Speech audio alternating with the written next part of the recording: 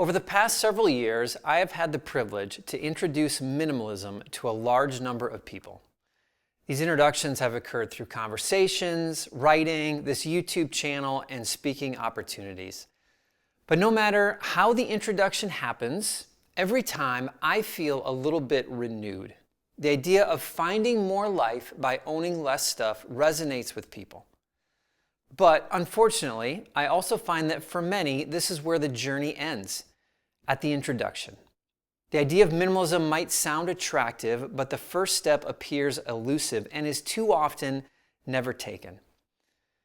There are a number of reasons that keep people from taking that first step towards living with less. And while they vary from person to person based on personality, history, gender, or worldview, I have found that most of the reasons keeping people from getting started towards minimalism fit into just a handful of categories. And so in this video, in hopes of providing encouragement to some of you, all of you, I thought it might be helpful to take a minute to answer most of them. Here are the 7 most common reasons and the solutions that keep people from getting started with minimalism. Reason number 1, you've never considered intentionally living with less. Interest in minimalism is growing. You can blame it on the economy, technology, environmental awareness, or this YouTube channel. It's been exciting to see the movement grow, but the percentages are still small in the land of suburbia where I live. The idea of intentionally living with less is still a pretty foreign concept.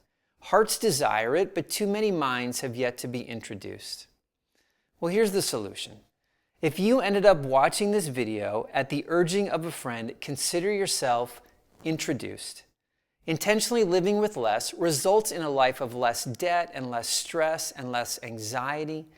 You'll discover more time and energy for the things you value most, and your greatest passions will again take their rightful place in your life. Reason number 2, but you don't know where to start.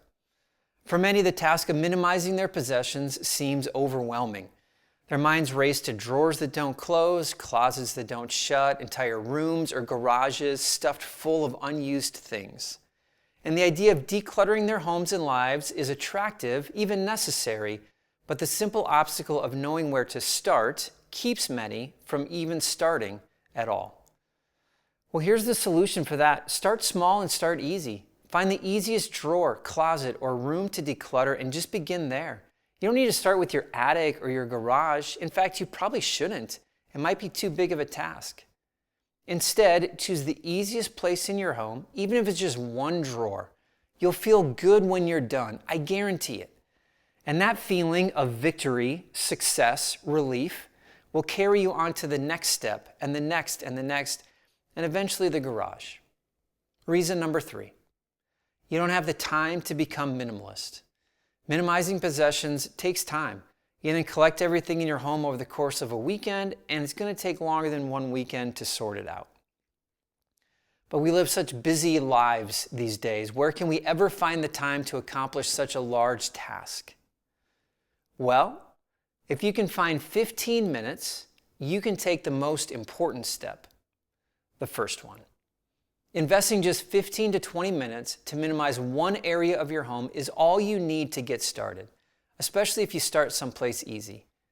The immediate sense of calm you will find in owning less will motivate you to find another 15 minutes. Other ideas could be waking up early or taking an afternoon off work or turning off the television, getting rid of one commitment in your life. Any of those options will help you find more time to get started. Reason number 4, you could never get your family on board. By far the most common question I receive after speaking about minimalism relates to other family members, especially husbands and teenagers, it seems. The fact that their family members will never go for the idea of living with less seems to outweigh any benefits of implementing it in their lives. Well, here's some encouragement. Your husband, your wife, your children don't need to fully embrace the idea of minimalism for you to benefit from it. If you just decide to start with your own personal things, you will notice a huge difference in your home. And the more you begin to experience freedom in your life, the more your family members will start and take notice. Reason number 5, but I don't know what to do with blank. Another common thing I have noticed is that people's minds often rush to their toughest belongings to minimize. Again, these vary from person to person, but typically they resemble sentimental items or books or hobbies. Over the years, they've collected a large number of items in these areas, and the thought of having to part with them raises concern and often stops them from ever taking the first step. Well, here's an idea. You don't have to part with anything until you're ready. And you certainly don't have to begin by removing the things that mean the most to you. If you're anything like we were, you have a whole house full of things that don't mean anything to you. They're just taking up space in your home and in your life. They don't fit, they don't match, they don't work, you don't like them anymore. They can easily be removed. And so start there. And remember that there's no time limit on this journey. If you're not ready to part with the memories of your past today, don't worry about it. Maybe you'll be ready tomorrow or the day after that. Reason number 6, you're afraid of change. Got it. Change doesn't come easy to you or anyone. And intentionally deciding to live with less is among the biggest of changes that you could make in your life. It is a countercultural way to live. After being fed millions of advertisements from the world around us, promising that more is always better, deciding to reject that thinking and live with less is going to require changes, not just in the home where you live, but in almost every aspect of your life going forward. Well, here's a solution. Change comes easier when we realize the rationale behind it. The reasoning provides us with the necessary motivation to make the changes, no matter how hard they are. When we started out on our minimalist journey, I listed every benefit of minimalism that we were experiencing. The rationale and the reminder of why we were changing our lifestyle pushed us further down that road over and over and over again. Reason number 7, minimalism doesn't sound attractive to you. Lastly, there are some who do not take the first step towards minimalism because the lifestyle just doesn't sound attractive.